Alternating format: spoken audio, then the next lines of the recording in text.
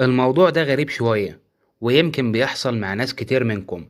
الفكرة باختصار إنك في بعض الأحيان بتكون قاعد مع نفسك في مكان هادي، والغريب إن مفيش حد حواليك في المكان ده، وفجأة تحس إن في شخص مجهول أو طفل صغير واقف جنب منك. في اللحظة دي لما بتتخض وتبص حواليك ما بتلاقيش أي حد واقف جنبك نهائي.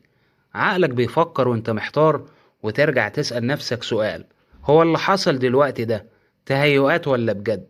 طب الخيال اللي ظهر، هل هو الظل بتاع جسمي أنا، ولا شخص تاني كان موجود بالفعل واختفى؟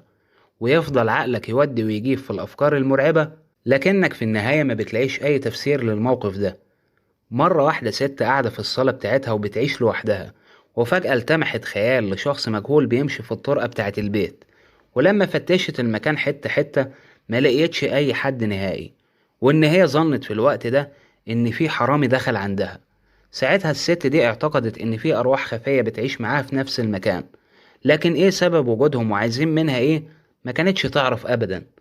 قبل ما ادخل في الاحداث، لو انت شخص من الناس اللي بيحصل معاها الكلام ده فانت واحد من سيئين الحظ، لكن مش عايزك تقلق او تخاف. ودلوقتي تعالى نعرف الظاهرة دي اسمها ايه، وايه تفسيراتها، وايه الحلول.